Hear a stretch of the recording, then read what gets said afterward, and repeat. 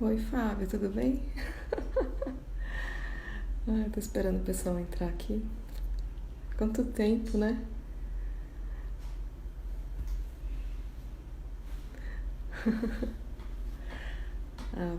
Vou chamar o convidado aqui.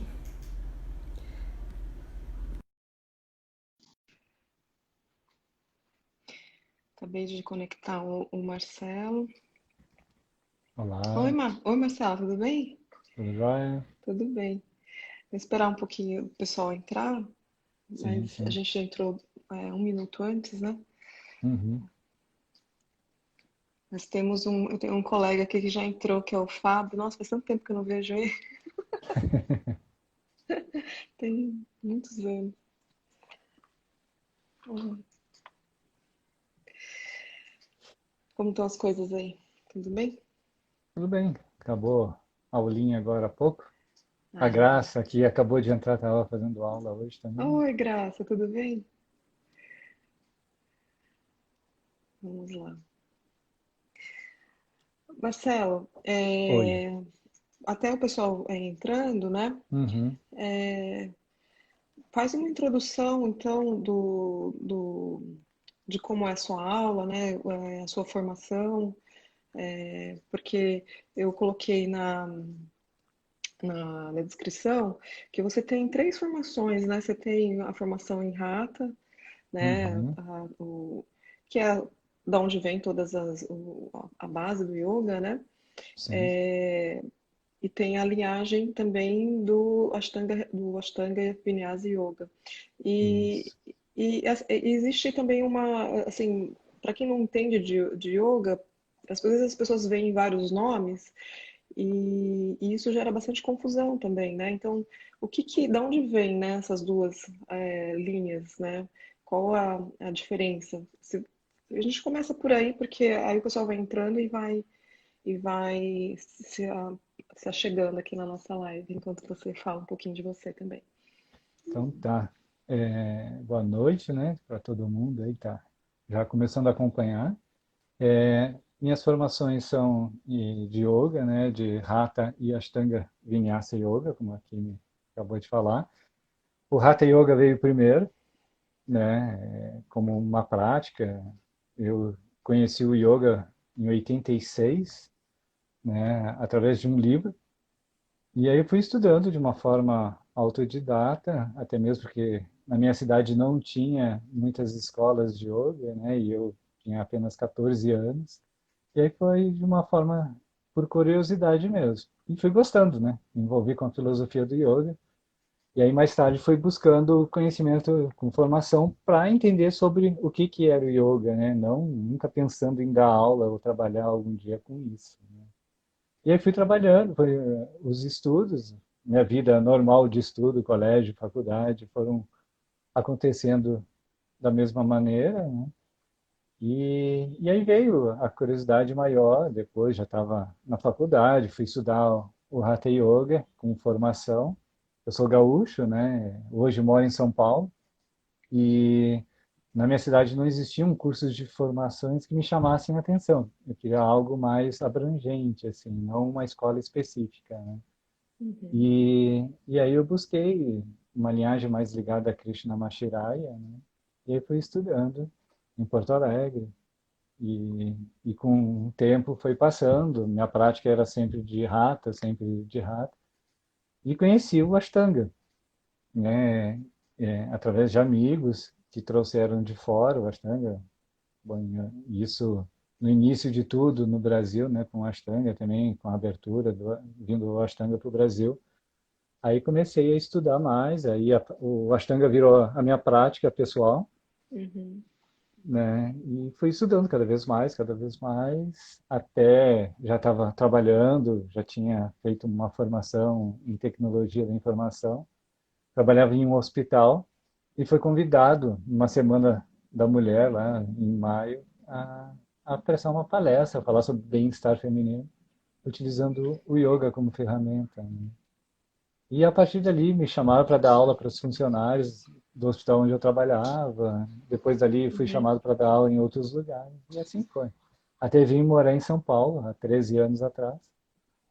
E aí aqui em São Paulo eu realmente trabalho apenas com yoga. Ah, que bacana. O tema da nossa live, ela tá ligado, antes de a gente falar da questão do sentimento do envolvido, né? Ela é uma das do abordagem, tá ligado à respiração. E existe dentro da prática do Ashtanga uma prática respiratória, né?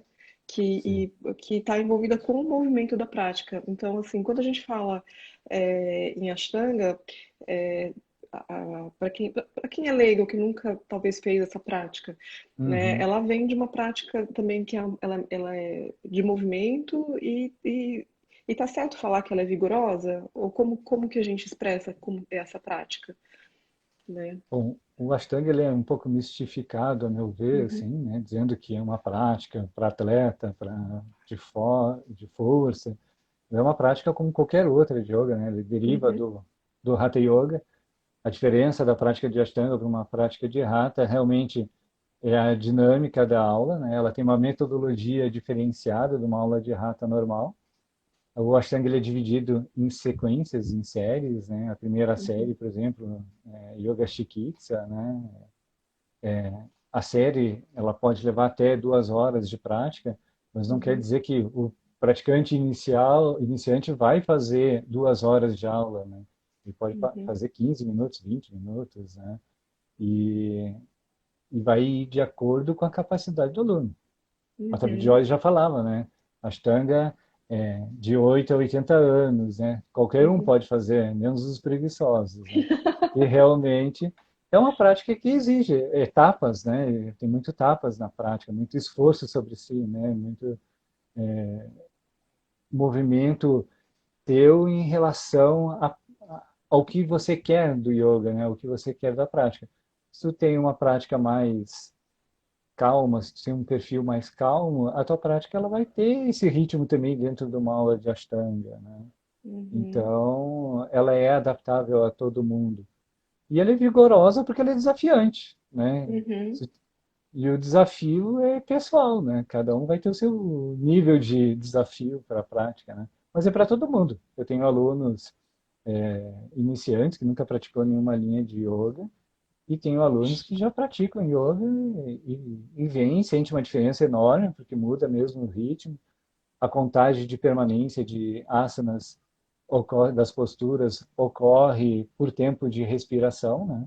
Então, uhum, o Ujjayi, ele é presente, a respiração, ela é que dá o ritmo para a prática, né? E é o uhum, primeiro foco de concentração, é a respiração, é o uhum, Ujjayi, né? uhum, E ele que vai te dar o ritmo da prática, ele que vai te dar o ritmo dos movimentos. Então, é a Ashtanga Vinyasa Yoga. Vinyasa é respiração em movimento, literalmente falando, né? uhum. Então, não é o corpo que vai fazer tu respirar, é a respiração que vai fazer o teu corpo se movimentar. Ah, que bacana. E puxando já esse gancho para a gente entrar no tema do sentimento envolvido, Uhum, eu queria puxar com você dentro da literatura do yoga mesmo, né? Dos Yoga Sutras, que já uhum. lá desde muitos, né, desde quando foi escrito, né, por Patanjali, e é isso aí, eu não sei a data, né? Acho que você sabe melhor do que eu. Tem muito tempo. Patanjali é atemporal, né? A Não existe uma temporada. data, não existe uma data específica que fale sobre ele, né? Existem escrituras que mencionam o nome de Patanjali, né? Uhum, 2000 antes de Cristo, e aí vai uma até 400 anos antes de Cristo, só que existem vários autores dentro da linha de pensamento de Patanjali que uhum. vão usando o nome dele, né, como Como, referência do uhum. estudo, né? Eles falam que até o Patanjali não é uma pessoa só, né? Provavelmente foram vários Exatamente. autores, né?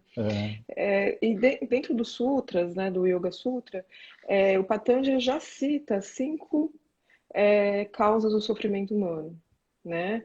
Então ele já traz essa luz sobre, inclusive sobre tudo que a gente está vivendo hoje. A gente fica nessa discussão, o que aconteceu com o mundo, por que, né, a gente está nesse movimento, mas ele escreveu sobre isso há há mais de 1000 anos atrás, né? E essa escrita já é de uma observação do que já acontecia na época também, né? Não é uma sim. observação que é futurística, né? Ele imaginou que isso ia acontecer no futuro, né? Então é uma observação daquele presente também, naquele momento.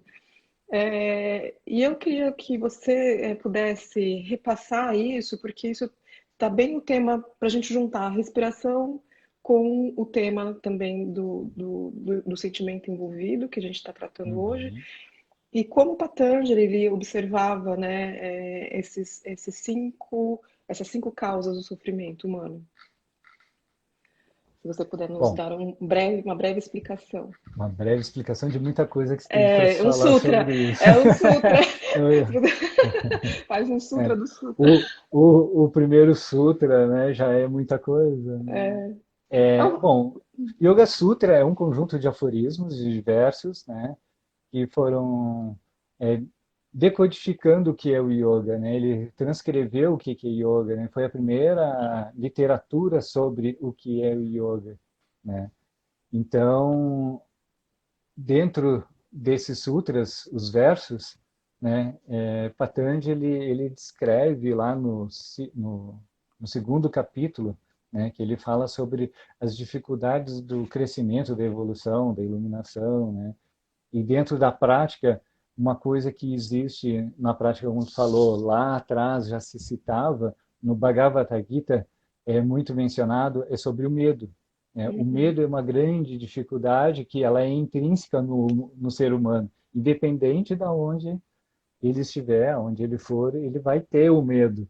Né? uhum, E o medo nos acompanha desde o momento que a gente trouxe a racionalização dos sentimentos. Né? uhum, Então, no momento que o homem deixou de ser um animal, né, que evoluiu para ser um bípede, né, e a gente trouxe a racionalização dos sentimentos, né?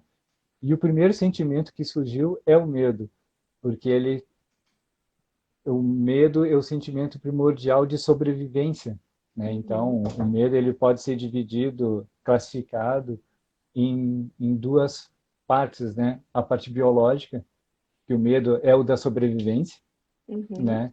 E a segunda parte que é a psique mesmo, né? São as questões emocionais que tratam sobre o medo. E que é o que a gente vai falar agora, né? uhum, A parte biológica é aquele, né? Ah, eu vi uma cobra, eu posso morrer.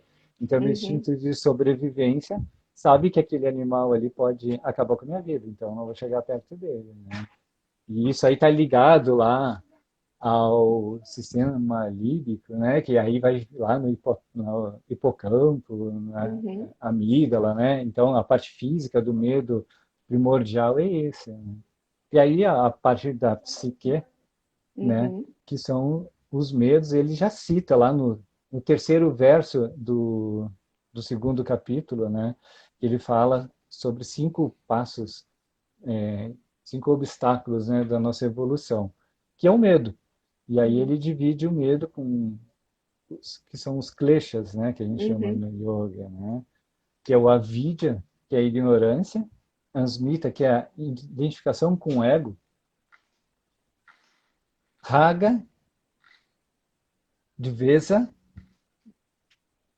os nomes mais é complicados, né, sânscrito, e né? a abhinivesha, que é o medo da Aham, morte, né, que é o medo da uhum, morte. Então, o asmita, que é a ignorância, é o berço dos outros 4, né? uhum, É o campo onde se fertiliza todos os outros medos, né? A ignorância para tudo, né? A gente fecha os olhos e a gente não enxerga mais nada, né? É o primeiro medo. Asmita, que é o ego, ele é um senso exagerado que a gente tem, né? Um desequilíbrio da individualidade, tanto para cima quanto para baixo, né? O ego ele uhum, pode distorcer o que a gente enxerga sobre o mundo. É o que gera o medo também. Raga e Dvesa, que são as preferências e aversões, aquilo que a gente gosta e aquilo que a gente não gosta, né? Então, quando a gente cria medo daquilo que a gente gosta, é o medo de conquistar essas coisas, ou depois que tem de perdê-las, né? uhum, E as aversões é aquilo, eu não sei o que que é, não quero isso para mim, não vou nem saber o que que é, né? Aí tá andando com a ignorância junto, né? uhum, Né? E o medo da morte, né? O medo da uhum. morte, ele engloba todos os medos e ansiedades, né? É a conclusão lógica da vida sobre o ponto de vista da ignorância, né? O meu professor de de Ayurveda, ele diz que esse medo da morte, ele é também uma consequência da gente, o medo da solidão, né? Porque se Uhum. morre, você, não só de você morrer, mas você perder um ente querido, né? Então a gente está agora na pandemia, então quanto que esse medo realmente não aflorou e da gente perder algum ente querido ou ter algumas perdas, e essa perda leva a gente para um estado de solidão, né? Então, o medo de ficar sozinho, né? E que no final É, você... Oi, pode falar. esse medo, ele está ligado ao apego, É o apego, né? né? É o Uhum, apego que está ali no que a gente gosta, né? Nossas preferências, em raga, né? Ele uhum, está inserido nesse momento aí, né? É no apego. A gente tem esse egoísmo, assim, com o medo da morte do outro, porque a uhum, gente quer o que é para nós, assim, é meu, né? Eu não quero perder uhum. o que é meu, né?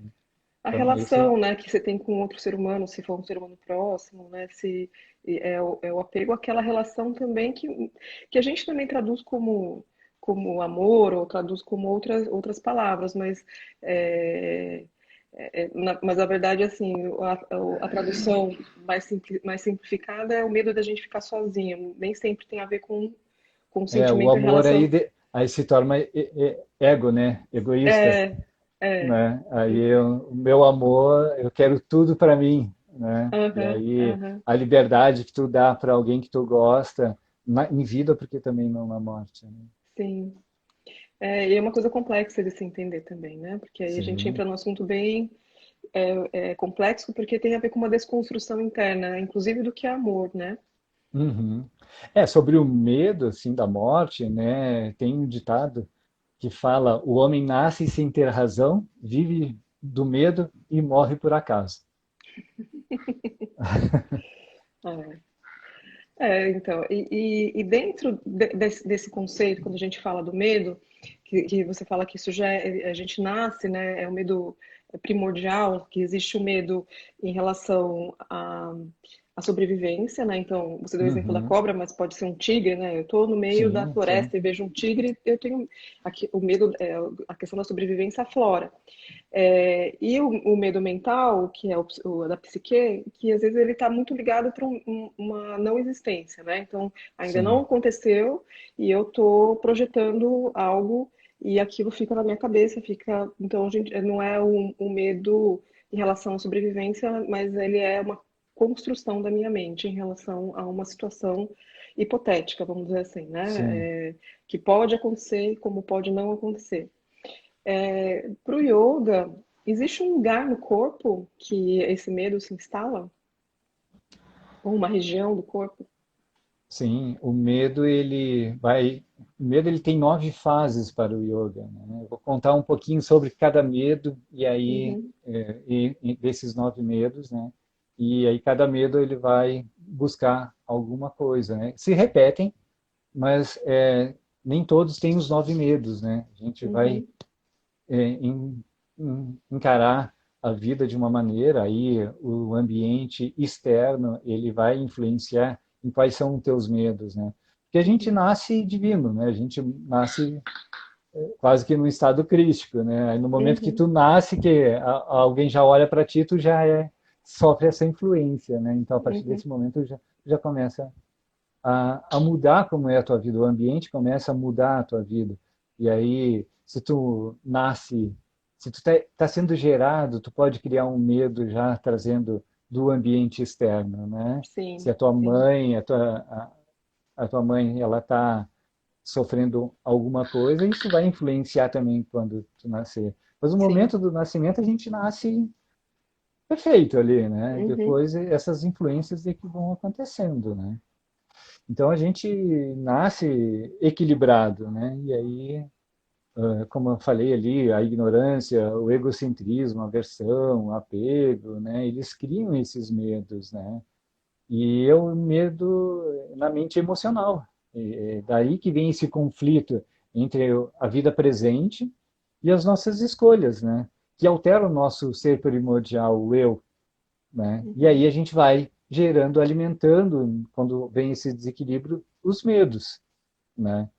E os medos, eles Tu falou que a gente antecipa na mente, né, o que que pode acontecer.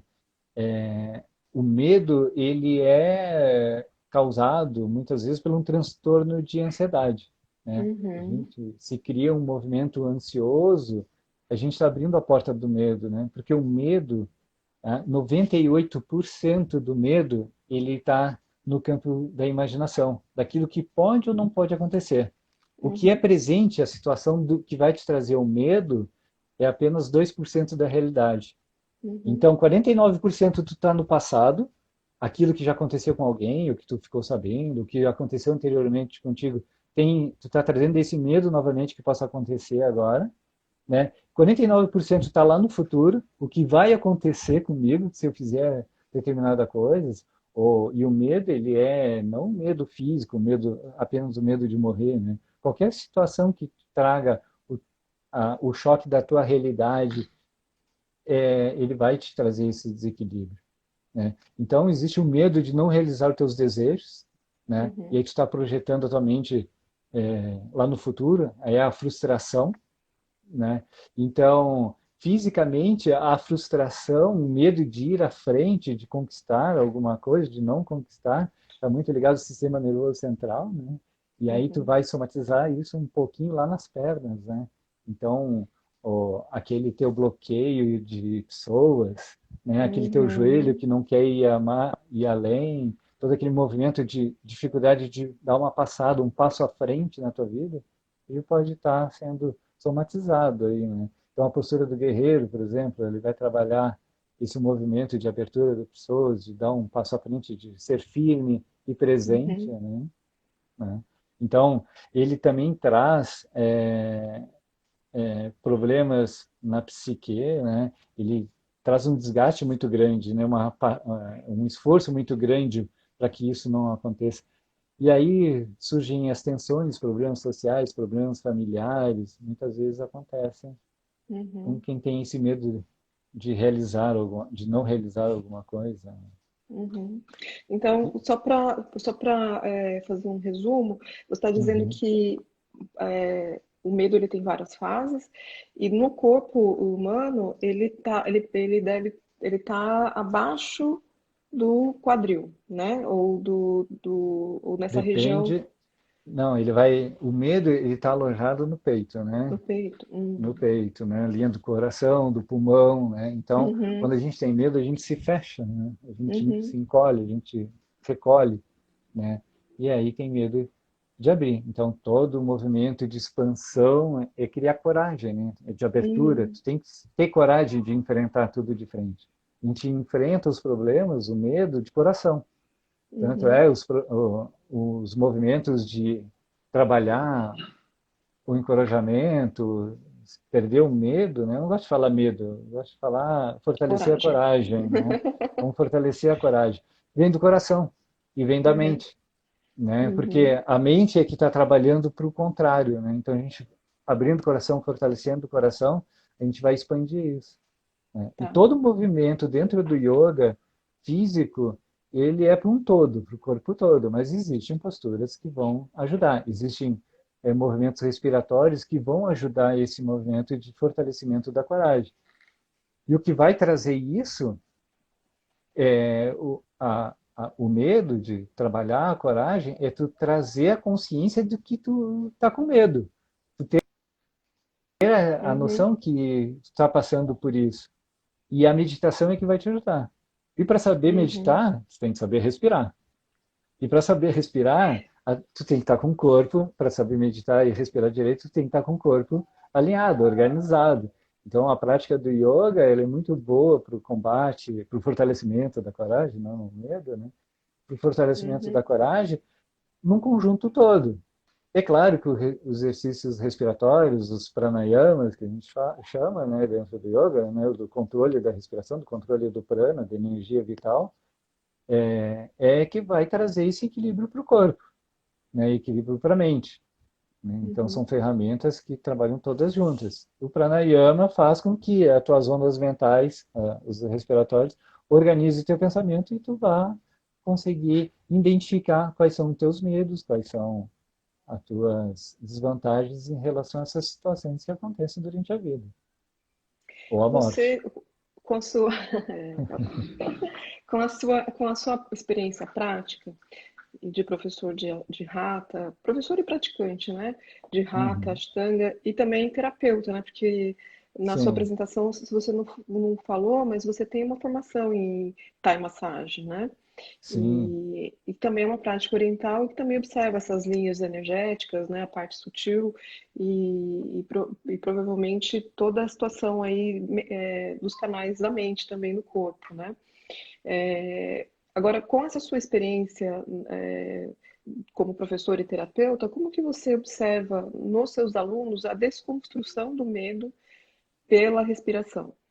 Né? E se você puder me dar alguns exemplos, assim, dentro da, que sejam da aula, ou se você observa isso como postura e respiração, ou se é é a prática de yoga e depois a respiração, né? Como que é esse conjunto para desconstruir o medo e para fortalecer a coragem, como você prefere dizer, né? Uhum. Bom, quando um aluno novo chega para querer fazer uma aula, né, ou ela entra numa aula experimental, quando tem várias pessoas, a primeira coisa que eu utilizo como forma de análise da pessoa ou da turma, né, quando vai começar a aula, é observar como dá o desenvolver da conversa, né, o Uhum, ritmo da conversa, o ritmo das palavras, como as palavras saem dessa pessoa, se comunica, né, a partir e observando o corpo também, né? Porque a gente, quando é terapeuta e professor de yoga, a gente já olha a pessoa e já vai fazendo um raio-x do físico uhum, dela, né? Então, já vai identificando os doshas, né? Identificando os doshas, a gente já vai meio que observando se existe desequilíbrio ou não. E a Thai massagem, ela tem essa origem dentro do yoga e do Ayurveda, né? Então, uhum, segue a mesma linha, só que é uma linha que veio junto com um médico Ayurveda acompanhando o Buda no caminho para a Tailândia, né, para a Ásia uhum, ali, né, para a Tailândia. E aí a Thai se desenvolveu no meio budista, né? uhum, E a diferença do Ayurveda para a massagem é a maneira como se aplica a terapia, né? No uhum, Ayurveda a gente trabalha muito com oleação, né? Então o uhum, corpo fica meio desnudo, né, numa sessão, né, de massagem. E na Thai massagem não, né? uhum, E a gente trabalha as nadis, né? Que uhum, no Thai a gente chama de linha 100, né? Então é a mesma leitura do corpo, assim, né? Os desequilíbrios, os elementos. Muda a nomenclatura porque sai da Índia e vai para a Ásia, né? Vai para a Tailândia, né? E aí muda a uhum, nomenclatura para a linguagem local, né? Cultural, tudo, né? Então muda. E aí, e o corpo é igual em qualquer parte do mundo, né? Então os reflexos das patologias se dão igualmente, só a leitura e o nome que a gente dá para as coisas que mudam um pouquinho, né? Então, a respiração, ela nos dá essa informação que existe um desequilíbrio, né? Hoje em dia, vamos falar hoje em dia, né? A ansiedade, o Brasil é o campeão mundial, né, em ansiedade, né? No mundo todo sofre, 31% da população mundial, ela é ansiosa. E o primeiro do uhum. ranking é o Brasil. Nossa, Né? Então, não a nossa sabia. realidade pelo Uhum, Instituto Americano de Saúde Mental, né, veio essa pesquisa, né, há 2 anos uhum, atrás. E, e a gente vê o desequilíbrio da respiração, a pessoa está nervosa, uma maneira rápida de falar, de querer conquistar as coisas. E isso aí é um movimento de medo, né? Ou de não conseguir completar o que acha que tem que completar, ou deixar de fazer, como eu já havia dito um pouquinho antes ali, uhum, né? Então, o medo ele está presente pela constituição física, pela forma de falar. E aí a gente faz uma aula como um todo, né? Quando é uma aula conjunta. Quando é uma aula mais individualizada, existe uma anamnese forte em cima, né? A gente trabalha aquilo que as pessoas estão passando. E normalmente a pessoa com medo, que existe um medo, ela não diz que tem medo, né? Ela não sabe que tem medo, não sabe, né? não sabe que tem medo. Porque às vezes o medo ele tá disfarçado sobre outros aspectos até, né? Aham. Inclusive atrás da raiva, né? Sim, né? Quando a gente tem às vezes a gente vê uma violência, a violência em si, né? E atrás dessa violência, às vezes a pessoa está com medo, né? Uhum. E por causa desse medo, ela tem uma atitude agressiva, né, em relação ao outro, ou transforma numa outra situação, né? Então, assim, às vezes até a gente às vezes vê uma pessoa raivosa e a gente vê, às vezes só enxerga a raiva ou aquele sentimento inflamado, mas o que está por trás daquele, né? Por isso que É, a a origem de todos raiva, os problemas. Uhum, a raiva é um movimento pessoal ali para superar o medo, né? uhum, Então, qual é a melhor maneira de não ser atacado? Eu atacar primeiro, né? Então, a uhum, raiva acompanha o medo. Então, a forma, não só a raiva violenta, né? Mas a raiva de ação também, né? Isso aí, ela, ou, ou quando você se sente ameaçado, né? Por algum sim, motivo, né? A a ameaça sobrevivência. Aí vem a parte é, mais é. primitiva, né? Ou até de estar envolvido ao medo imaginário também, porque quando eu acho, eu penso, eu imagino que algo possa me fazer mal, né? Sim. E aquilo pode me inflamar de uma forma que eu começo a agredir também um determinado grupo ou pessoas, porque a informação que chega para mim me inflama, né? Mas de Uhum. verdade eu tenho medo de que aconteça algo, que aconteça alguma coisa, né? Então ele pode acontecer, acho que tanto numa questão de ataque, né, algum animal que tem o medo, mas ao mesmo tempo você tem né, você fica inflamado ali na hora Uhum. e talvez não, né, uma questão que pode envolver aquela parte que você falou, que é imaginativa, né, que eu imagino, eu não tenho certeza que está acontecendo, mas eu imagino e aí, em função disso, eu tenho as minhas reações, né? Aí vem a parte da ignorância, né? A vidya. Uhum, Vidya é conhecimento, né? A letra A, o artigo A, antes da palavra, ela torna em sânscrito, né? É uma uhum, negação, né? Então, a vidya, né? A ignorância, ela te cega, uhum, né? E eu assistindo uma vez o Café Filosófico, né? Um dos filósofos lá citou um autor francês, né, que eu não vou me lembrar o nome dele agora, uhum, né, que ele fala que o medo é como uma poeirinha bem fininha, né, e que vai caindo sobre os olhos, vai caindo sobre os ouvidos, sobre a boca, e ela vai entupindo tudo, né, ela vai congestionando uhum, tudo, que te cega, que te tira totalmente do equilíbrio, né? Tu para de ouvir, tu para de enxergar e tu para de uhum, falar também, né? uhum, Então, o medo aí já vai para o lado da vidya, né? Da ignorância, né? Que aí abre um leque para tudo, né? Aí vem a uhum, raiva, vem. Dentro do yoga, o medo é a abertura de todos os males, né? E aí a gente vai uhum, somatizar isso, né? E medo é que nem uma dor crônica. A gente carrega ela durante tempo, aí para não sentir aquele desconforto, a gente vai compensando o corpo, sabe, vai uhum, aquietando os movimentos do corpo para que não se manifeste essa dor, né? uhum, Então, um desequilíbrio. A raiva ela vai para o fígado, né? O medo ela vai para os rins, né? uhum, Então, a gente vai criando até chegar nesse ponto porque a gente está com medo, a gente está com raiva, a gente está com vários problemas há muito tempo. O apego ele vai se manifestar lá no intestino, né, no aparelho digestivo, né? uhum, Então, tudo isso vai se fechando, vai sofrendo com o medo, né, com a raiva. uhum, A raiva, o fígado e o pâncreas vão sofrendo, né? O pâncreas lá, toda a amorosidade que o medo necessita para sobreviver, para sobressair ao medo, né? A coragem, ela tem que sobreviver com amor, né? Se não tiver uhum. amor, o medo não vai embora, Eu acho que é né? interessante isso que você está falando, porque quando a gente junta essa informação, porque a gente está falando de ciências irmãs aqui, né, Yoga e Ayurveda, né? Então, quando a gente Uhum, junta essas duas informações, e aí você descreveu onde os sentimentos se alojam, né, em cada órgão,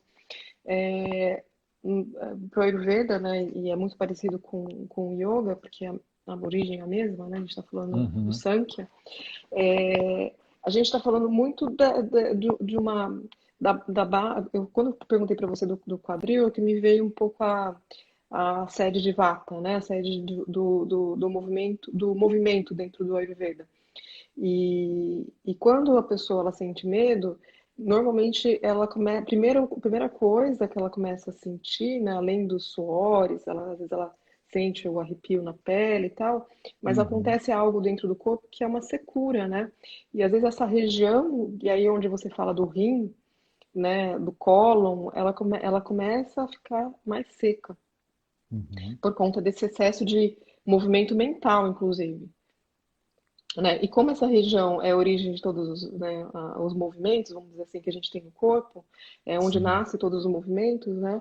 É, a, a, aí eu estou falando de uma forma clínica, né? De como a gente observa internamente, né, o paciente, né? Quando a gente faz a pergunta, onde começa a ser cura. E aí, às vezes a pessoa está externando uma inflamação, ela parece estar com raiva, mas na verdade Uhum, o que está movimentando aquilo tudo é o medo, né? Assim como você percebe, né, na postura, ou quando você vê na respiração, você vê isso também na respiração, na forma como a pessoa olha, né? E aí eu queria aproveitar que você abordou, né, principalmente essa questão interna, e eu emendei aqui com o Ayurveda, para você poder trazer um exemplo na prática. tá. Né? A gente está chegando aqui, são 18h35, né? Então a gente está num tempo bom, mas se você puder explicar. 18h35 aí, né, Lu? Desculpa, 19h35. Eu tô nos Estados Unidos, o pessoal que está assistindo, 19h35. Então, se você puder trazer um exemplo na prática, até de auto-observação, porque como as pessoas se auto-observam, né? Então, Uhum, essa respiração inconstante, né? É alguma coisa que acontece no meu corpo e o que eu posso fazer para a mente acalmar e eu começar, tentar voltar para o meu estado normal, né? E esse processo é o início, assim, quando a gente fala assim, tô ansioso, né? Mas a ansiedade, ela vem do medo, né? A gente começa uhum. num processo, o que que cria? A ansiedade que cria o medo ou o medo que cria a ansiedade, né? Mas é um processo recorrente, né? Então ela pode se auto-observar, né? E nessa auto-observação, o que que ela pode fazer para começar, pela respiração, começar a voltar para um estado normal? Bom, a respiração, ela muda o padrão quando a gente está nesse meio de medo, né? Ou ansioso, né? É difícil separar o que é medo, o que é ansiedade hoje em dia, porque os dois estão de mão dadas, né? A Uhum, ansiedade vai te levar para aquele processo que eu te falei, né? uhum, Da psique lá para frente ou lá para trás. uhum, E evita que tu pare e pense o que está acontecendo nesse momento. E a uhum, respiração vai te trazer para esses 2% do processo mental, né? uhum, Então, a respiração, como a gente usa o Ujjayi lá dentro do Ashtanga, as pessoas acham que é uma respiração, o nome da respiração Ujjayi, quer dizer vitoriosa, né? Não uhum, é uma coisa, apesar de o movimento ser mais forte, mais vigoroso fisicamente, a respiração, ela tem o Ujjayi, ela tem a função de acalmar, né? Parece contraditório, assim, para quem conhece uma prática de Ashtanga, mas o corpo está acelerado e a respiração ela está acalmar, está um processo de trazer para baixo, diminuir as ondas mentais. E o Jai vai uhum, trazer isso, né? É uma respiração que acontece na base da garganta, na parte alta, né? E ela vai fazer com que te traga para o momento presente, porque ela produz um som, né? uhum, É como se o ar estivesse raspando o fundo da garganta, né? E se tu quiser sonorizar essa respiração, na inalação, tu mentaliza o som so, e na uhum. exalação o ram. Ela é feita com os lábios fechados, né? Que So ótimo. ram Uhum, quer dizer uhum, eu sou, né? uhum, Então eu estou presente, né? Eu sou, né? Então tu inala so, exala ram. E começa a respirar, e que se eu fizer aqui, eu acho que as pessoas não vão ouvir, né? Mas quando a gente respira, mas tenta, acho que dá para ouvir, sim, se você eu conseguir. vou Só, aproximar o microfone da garganta e a tá. gente vai. Então Porque eu acho que a respiração, ela é nasal, o tempo todo nasal, né? E a inalação, ela traz um movimento de trazer energia, a exalação de acalmar. Quando a gente inala pelas narinas, ela está atuando direto lá no sistema límbico, que eu falei lá no início, né? Que é a amígdala e o hipocampo, né? Que é onde a gente traz o movimento racional do medo, né? E Uhum, físico do medo, né? Aquele da cobra, por exemplo, uhum, né? Então ele uhum, está atuando aí nesse ponto. Quando a gente faz essa respiração, a gente está relaxando o que é mais primitivo, e depois vai te levar porque é o mais sutil, né? Então, o mais primitivo é o mais físico, né? O sutil é o que a gente está mentalizando, né? Então, vou tentar trazer o Jai para que todos ouçam. Se tu não conseguir ouvir, tu me fala. Tá? tá bom. Então, inalação So, exalação Ram. Respiração, ela tem três fases, três partes. A parte baixa, que é no abdômen, a expansão do abdômen. A parte média é a abertura da caixa torácica, né? Então a gente vai abrindo as costelas lateralmente. E a parte alta lá na parte do coração, das escápulas, né? Então a gente vai Uhum, abrindo bem o corpo na inalação e vai fechando ele na exalação. É diferente do movimento de um exercício físico, né? A gente está fazendo um movimento de abertura na inalação e fechamento, consciência na exalação. uhum. Então, trazendo a consciência para o presente, né?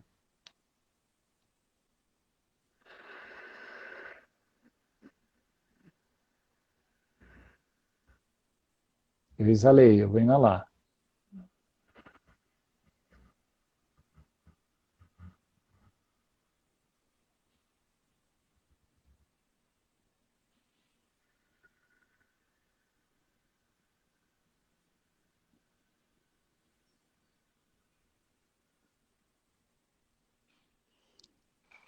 Então, eu vou produzindo esse som. Não sei se deu para ouvir. Não deu, mas Uma... então vamos só explicar. Quando você está falando do Jai, você está puxando o som, Contraindo a glote, contraindo a glote. levando para trás, lábios fechados. Uhum, A ponta da língua pode pressionar os dentes superiores, vai facilitar. uhum, É, e a gente vai encher primeiro a boca com o som, depois a gente enche o ouvido, depois uhum. a cabeça, né? Então a gente vai respirando, trazendo todo esse movimento de Assim, eu vou fazer aqui, mas teria que estar com a boca fechada, né? fechada.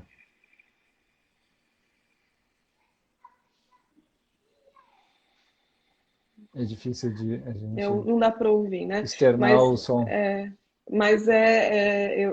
você sente que a respiração que E ela você é mais, faz sonora, né? Ela tem uma.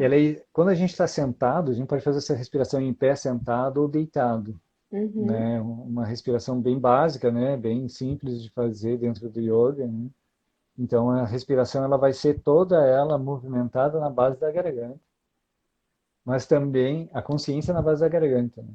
Mas também acontece a expansão do abdômen, a expansão das costelas, a expansão do coração, das escápulas, né? E no uhum. fechamento, na exalação, isso ocorre também no corpo todo. Mas acho que só o fato também da pessoa prestar atenção, né? Neste momento, e tentar, né? Porque eu tenho que me concentrar isso aqui na glote, na garganta, Uhum. prestar atenção no céu da minha boca. E eu tenho também a mentalização, né? Na hora que eu inspiro, eu sou, e na hora que eu expiro, ram, né? Mental, né? Isso, Então, então. o fato de eu fazer essas três coisas, né? Isso já é um exercício de presença. Você não consegue fazer isso pensando em outro, né? Não, numa prática de Ashtanga, que tu tem uma sequência fixa, por exemplo, né? Eu utilizo o Jai também na prática de Hatha, né? Uhum, Durante Yoga Asanas, as posturas de yoga, eu utilizo o Jai também porque ela dá um ritmo bom e uma presença boa para o praticante, né? E vai trazendo essa consciência para o eu, né? A prática está acontecendo no tapetinho ali, né? uhum, Então, quando a pessoa está respirando, ela está se ouvindo, ela está trazendo a mente para aquele instante, para aquele momento. Então, ela está se observando, ela está observando se o movimento está correto, ela está sentindo o movimento, se está correto, ela está sentindo que a mente está ali presente. E toda aquela manifestação externa está da porta, está fora do tapete, né? Quando a gente está fazendo uma prática respiratória, uma prática de pranayama, para sublimar o medo, né? Que é uma prática de Buda Sudi, né? Que a gente chama, né? De sublimar o medo, né? A gente está expandindo o coração, a gente está abrindo a mente e está esquecendo todos aqueles movimentos externos que te trouxe o medo. Então a gente Uhum. está fortalecendo a coragem, né? A gente esquece o que te trouxe o medo e está no presente fortalecendo o que é real, né?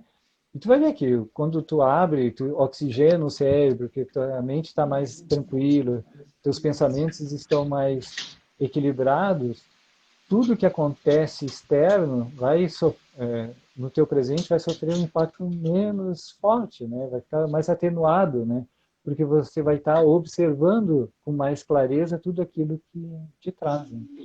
Todo o exercício respiratório ele atua muito sobre o Ajna Chakra, né? Apesar Uhum. de, por exemplo, o Jai, ele acontece muito, o Bastrika, mais como cria, né? Como limpeza, purificação, ele acontece muito nessa abertura do coração. E como eu falei Uhum. antes, vencer o medo, criar coragem, vem pelo amor, né?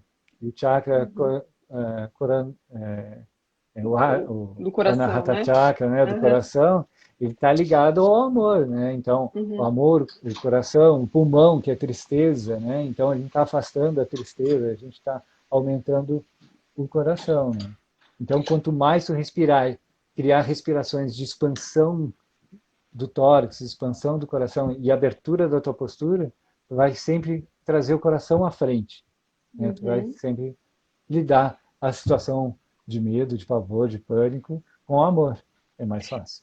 Para quem está em casa, que tá, ou que está iniciando a sua jornada, tem alunos seus que também estão te acompanhando aqui na live, né? Mas que tem mais experiência, que já sabem como que faz, né? Mas para quem está em casa e quais são os sinais que a pessoa pode perceber no corpo que ela. Porque às vezes ela percebe o coração acelerado, né? Ou ela percebe sensações pelo corpo, mas quais outros sinais, né, que ela pode perceber para fazer essa respiração? E ela pode ser feita em qualquer momento também, né, do dia, não tem um Qualquer horário. momento do dia. Uhum, Melhor horário sempre, se vai fazer uma prática de respiratória, é de manhã. Se tu vai fazer uma prática respiratória de trazer energia, né, onde tu vai enfatizar a inalação.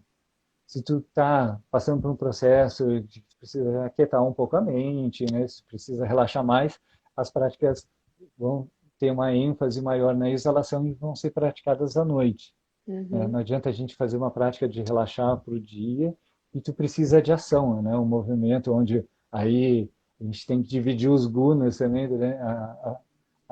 durante o dia, né? Então a gente uhum, tem que ser não vai querer fazer uma prática para te deixar mais tamásico no início do dia, né? A gente tem que uhum, trazer mais energia para o dia, né? Por isso que até a prática do Ashtanga, que ela é um pouquinho mais vigorosa, né? De despertar, de trazer energia para o corpo, ela é melhor praticada durante a manhã, né? Que aí tu vai carregar aquela uhum, energia para a noite, vai chegar à noite e tu vai querer descansar, né? sim. Então a prática de pranayama, principalmente que quando a gente põe a cabeça no travesseiro, que esses medos afloram com mais intensidade, que é o momento que tem que parar e descansar, né? E o Uhum. medo descanse, né?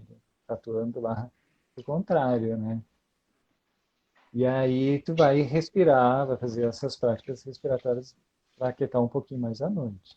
Então ela pode fazer deitada, ela Pode fazer deitada pode antes de dormir, né? antes de dormir, ela pode fazer de manhã, se ela acordar e se perceber, Se perceber com um eu, desequilíbrio, e, né?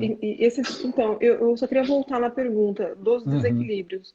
Então, quais são os sinais? A gente falou de alguns aqui, né? Coração acelerado, respiração às vezes descompassada, né? Falta de É, concentração, falta de né? concentração. Uhum, Tu não conseguir criar um foco no teu trabalho, isso é um movimento ansioso. Esse movimento ansioso pode estar gerado algum medo de algo que tu tenha que realizar ou fazer, né? uhum, E tu tá jogando o corpo ou a tua mente para um estado de comodismo, né? Para não uhum, enfrentar aquilo ali. Isso é um medo, né? É um medo, né? uhum, Tu protelado. os teus compromissos, tu te atrasar, como fuga, né? Aí tu não vai entrar dentro do equilíbrio, né? E aí para, respira um pouquinho, né? Uhum, E traz e observar principalmente a respiração. Se a tua boca está seca, é porque a tua respiração está muito pela boca, né? uhum, Quanto mais tu respira pela boca, mais medo tu vai abrir espaço para o medo, como para a fome, né? Um exemplo que eu uhum, sempre dou na aula assim sobre o medo na respiração é tu lembrar daqueles filmes de terror lá do Jason, por exemplo, quando o Jason uhum. está atrás de ti com uma motosserra ou com um facão, Ai, que né? horror. E como é que é a respiração do pessoal? Tu não vê a imagem da pessoa fugindo, só vê a Uhum. imagem como se ela tivesse A respiração com a boca aberta, desesperado. né? E É. não adianta tu fugir, que o Jason sempre vai te pegar, né? Não adianta fugir que o Uhum, medo vai sempre te pegar, né? uhum. Então, se tu respirar dessa forma, tu está avisando para o medo que tu está aberto para essa O coisa. pessoal tá rindo. Tu vai Então, ser pego. o segredo também, quando a gente fecha a boca, A gente né? traz a respiração nasal e vai Uhum, estimular aqueles pontos uhum, do sistema límbico que eu falei, né? uhum. Do hipocampo, né? Que é onde vai relaxando toda a mente, todo o processo mental vai começar a baixar, né? E aí tu vai ter mais clareza de pensamento. E tem um processo de aquecimento também, né? Sim, Quando a gente fecha, não respira pela boca, né? A tu gente não perde calor, né? Pela tá. Não, boca, né? não é que aquece, a gente não perde calor, Tu então. aquece pelos o movimento respiratório um pouquinho mais forte, né? Tu vai respirar o Uhum, Ujjayi com a boca fechada e vai trazer um aquecimento. O aquecimento é acolhimento, né? Então uhum. tu vai te sentir mais acolhido, né? Tu vai te sentir mais presente, né? Quando tu E, exala, tu tá perdendo calor, né? Pela e boca, né? umidifica, né, também, né? Você respirar pelo nariz, né, umidifica, né? Então você Sim, tu aquece e tá. umidifica. E Isso. aí, e isso é o acolhimento, né? Quando a gente quer algo quentinho, normalmente é um quentinho que, tipo, um calorzinho da praia, né? Exatamente. Que ele é mais úmido até, né? É o Né? colo, né? É o A colo, né? respiração quente é o colo, né? A gente tem 10 minutos, né, Uhum. para o fechamento aqui da live. Se alguém tiver alguma pergunta para o Marcelo, vocês podem escrever. Enquanto isso, se alguém tiver alguma pergunta, coloca, mas se não, enquanto isso, a gente tem um encontro na quarta-feira, né, e você vai falar sobre isso no encontro, né, sobre as práticas Isso, a respiratórias, né? gente, nosso encontro, né, lá do nosso grupo Sentir.conectar, né, a gente vai se reunir para falar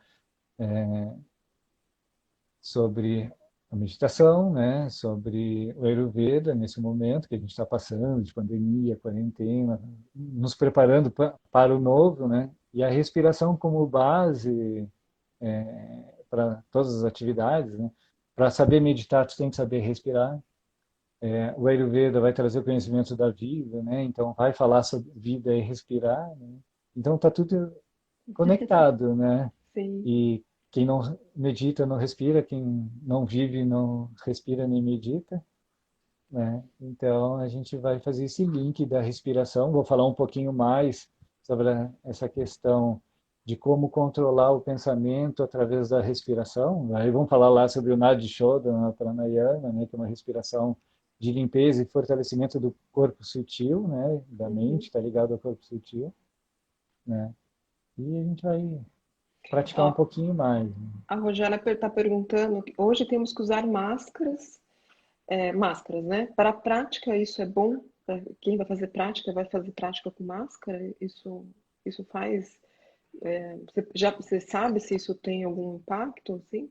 Olha, hoje eu vi um colega num estado distante aqui de São Paulo, onde a abertura já permite a prática, né, de atividade, e o pessoal está usando máscara de tecido, né, práticas de pranayama. Eu ainda não pensei sobre isso, assim como vai ser uma aula de yoga com máscara. O yoga, para mim, ainda estão as práticas em conjunto. ainda estão um pouquinho distantes da nossa realidade. Eu acho que ainda é o momento de fazer ou online ou individualizado, né, com todo cuidado. Acho que ainda não é o momento de fazer em conjunto. Para quem já é praticante, a prática de pranayama, de exercícios respiratórios, ela vai ter que ser realizada sem máscara, né? Agora, para a prática física de yoga asanas, ela vai interferir um pouquinho, de repente, no modelo de máscara, né? De tecido, ela é Uhum, mais confortável. Eu utilizo no dia a dia, quando eu tenho que sair, uma N95, e que eu moro no 12º andar do prédio, né? E eu costumo uhum, subir e descer de escada, o elevador uhum, só quando eu estou carregado, e é terrível, assim, né?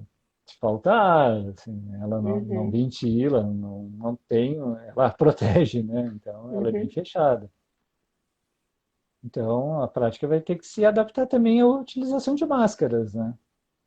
uhum, Se é uma aula individualizada, com todo cuidado, com distanciamento entre o professor e o aluno, uhum. aí eu acho que dá para praticar. É Tá. complicado nesse momento. É o nosso novo, o que a gente chama o novo normal, né? É, Como a gente vai o nosso novo normal vai mudar. repensar todas essas práticas coletivas, né? Como que isso Uhum. vai ser, né? Para dormir de forma mais relaxada, o ideal então é realizar um tempo maior da exalação e de manhã na prática de inalação, certo? Então, que se eu entendi a pergunta, à noite eu aumento o tempo de exalação e na parte É, da manhã eu aumento. A Débora é minha aluna de Ashtanga. Ah, então ela fez uma É, pergunta mais técnica. não, é isso mesmo. À Hum, noite a gente põe o foco maior na exalação e durante o uhum. dia na inalação. Então, que é para trazer energia e à É, noite para para liberar, aquietar mesmo, para aquietar a relaxar. mente. É, Uhum. é Isso ajuda. como no relaxamento de uma prática normal, que a gente pede para ter mais foco, consciência na exalação, né? Uhum. Que quando a gente vai deitar lá, a gente está criando um movimento de exalação, a gente exala longo, vai fechando, né? E a inalação é somente o relaxamento dos músculos abdominais, né? Que o ar vai entrar, né, o que a gente precisa, né? E vai inalar, Uhum. aí a exalação sempre mais longa é melhor, né? Tem uma coisa que a gente não falou aqui, e a gente está falando da técnica, desse tempo de inalação, falamos da mentalização do Sohan, né? Na Uhum. inalação So, na exalação Han. Mas quantas vezes, quantas respirações, né? Principalmente para quem está nesse momento da pandemia, está tendo o primeiro contato com yoga, se ela tentar fazer isso em casa, quantas vezes ela pode fazer? Qual que é aconselhável? A gente está com 1 minuto e 50 para fechar. Seguinte, a dica que eu dou para quando quer relaxar, vai fazer isso à noite, está deitado, observa primeiro a respiração, não tenta conduzir, inserir tempo, trazer uma métrica para dentro da Uhum, prática, né? Vai respirar e vai fazer esse exercício de autoobservação mesmo da respiração. Os primeiros 3, 4 ciclos de respiração é primeiro para observar o que está acontecendo. Vai tomar consciência de qual o teu ritmo, como é que está o teu padrão respiratório. Vai observar, a inalação está mais longa, a exalação está mais curta, como é que está funcionando. E aí põe as mãos sobre o abdômen, né, próximo ao umbigo ali, e vai respirando na mão. uhum, Ali tu vai trazer o ritmo. Inala, expande, projeta o teu abdômen para cima, para fora, né? E na exalação contrai esse movimento. E a partir de conseguir ritmar isso, aí tu vai fazer a respiração completa, vai trazer a expansão do abdômen primeiro, na inalação, depois na abertura das costelas, depois lá nas escápulas. Quando exalar, vai uhum, fazer o movimento contrário, fecha a parte alta, média e uhum, baixa, né? Aí lá no terceiro, quarto ciclo completo, tu vai saber o teu tempo de respiração, aonde ele é maior, onde ele é menor, onde ele é eficiente, onde ele não está sendo tão eficiente assim. Se tu quer exalar, exala longo. Aí põe uhum. a 20 Não, segundos. 20 segundos. Eu sei que é complexo. Se você quiser gravar uma explicação melhor no seu, na sua stories, no seu Uhum. stories, eu replico depois esse Ah, ok. complemento. E então, para quem quiser acessar o Marcelo, entra direto no perfil dele, né? Mas a gente está aqui, ó,